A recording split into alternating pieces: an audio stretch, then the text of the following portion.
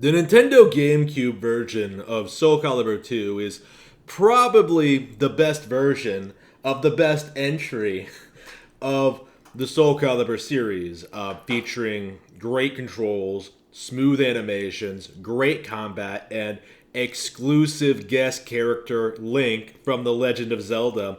Soul Calibur 2, even today, impresses with how impresses players with its vast array, with its great roster, great variety in fighting styles, great stage design, and a great amount of content. Revisiting the game as an adult after about not seriously playing it for about 10 years, I was kind of amazed at how much stuff is actually in the game. I took a look at Weapon Master Mode, which I long ago 100% completed. I saw that I had everything done, and I really took the opportunity to look through some of these mission requirements. Went through a dungeon, went through some of these boss fights, revisited this really unique concept of having original characters being portrayed by characters in the game to create its own narrative. I went through arcade mode. I looked through the battle theater. I looked at character bios. Like, everything is so well fleshed out. It's hard not to say this is one of the most compelling fighting games world-wise I think I've played outside of Mortal Kombat, perhaps. Like, it's really hard not to feel invested in these characters and what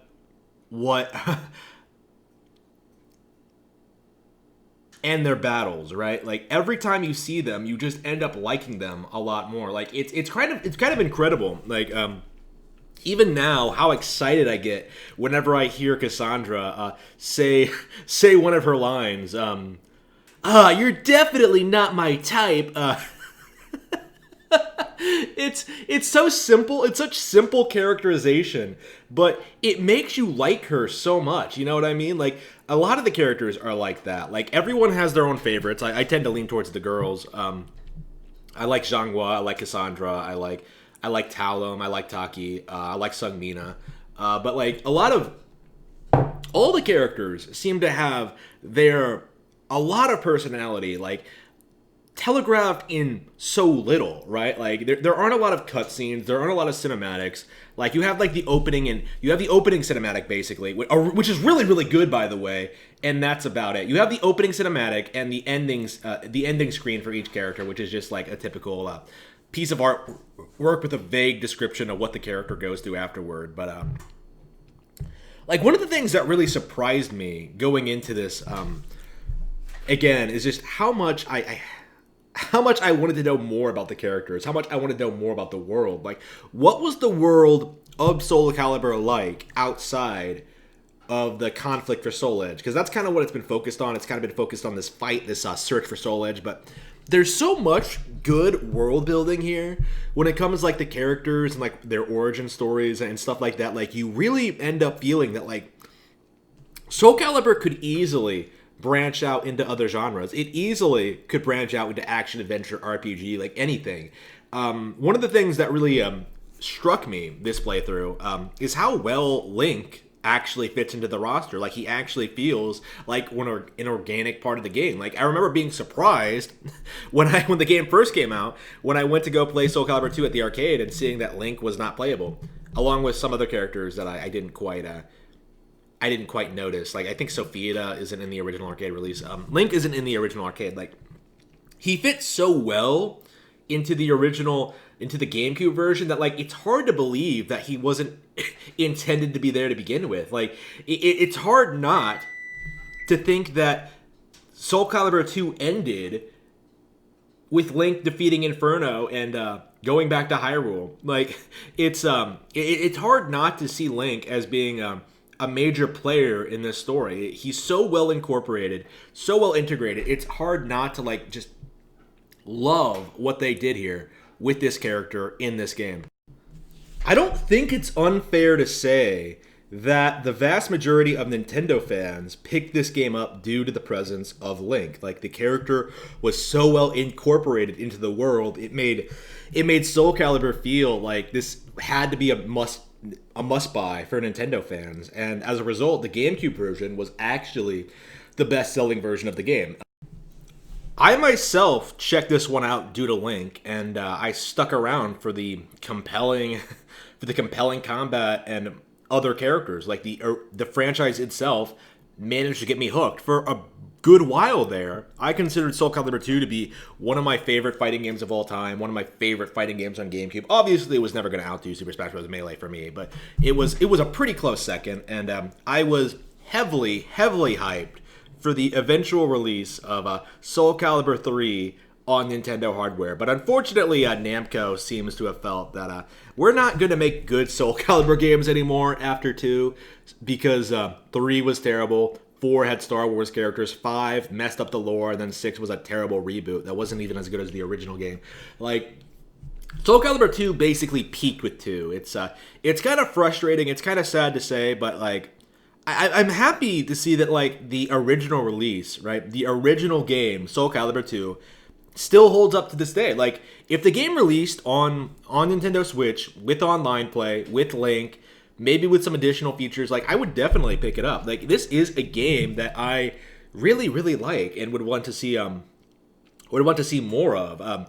I think a big problem with modern Soul Calibur is that they don't really innovate. They don't really do anything new. It just feels like the same thing over and over and over again. Like, we've reached like the reboot stage of like franchise stagnation. Really, they could be doing a lot more. Like, they really could. A good development team can do a lot with this IP and do a lot. Like, not just making great fighting games, but sort of like doing more creative things with it. I remember being really intrigued by the concept of Soul Calibur Legends when I first heard about it, but like, unfortunately, that was a dud as well. Will we ever get good Soul Calibur games again? And just like playing this, like, after such a long break, has really made me realize just how much I love this game, its world, its characters, and everything about it. Like, I think it's a really compelling 3D action game, one of the best of its time. Like, this was a 10 out of 10 for its era, right? Like, this was one of the best fighting games ever made when this first came out. And it's still, a lot of it does feel like it's aged a little bit. Like, it does feel, in some ways, like, the lack of online play in particular, I think, is the one thing that's kind of getting me at the moment, is that, like, my original GameCube version does not have online play, which is a big bummer.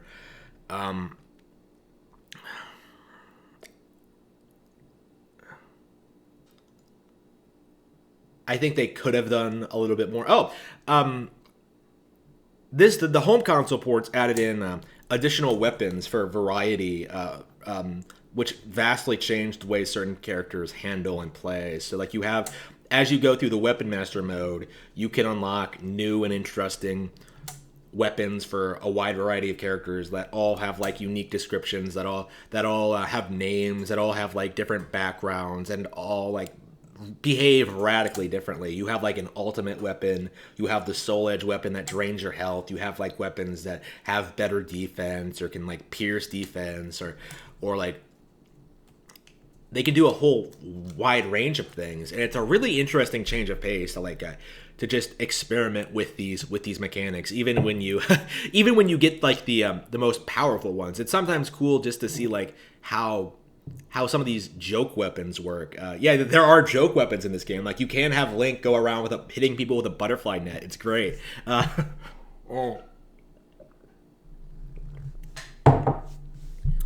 This really was a game of a bygone era, back when fighting games actually had unlockable content, right? I remember like spending hours and hours like unlocking new chapters, trying to find new weapons, hidden secrets, trying to do everything this game had to offer. And by the time I was through with it, it was a magical experience. Like, I never once got bored of this game. I stopped playing it purely because there was nothing left for me to do, like, as a single player. Like, nobody around me was really playing this game competitively. like I didn't have like a friend group that was into it. So as a result, like once I was done with the single player content, I was unfortunately done with the game forever, and that is kind of a shame. Like in a lot of ways, it feels with this with my return to this game, it kind of almost feels that like I didn't quite get all the mileage I could have gotten out of this game, and in a lot of ways, that's kind of a shame. But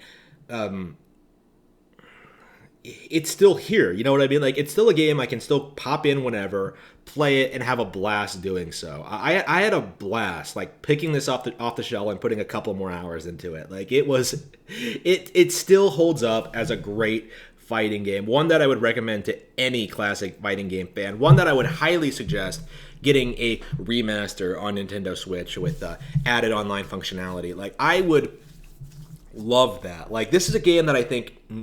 A series, I think, that needs to be given a second chance on Nintendo hardware, and Namco really needs to make that happen.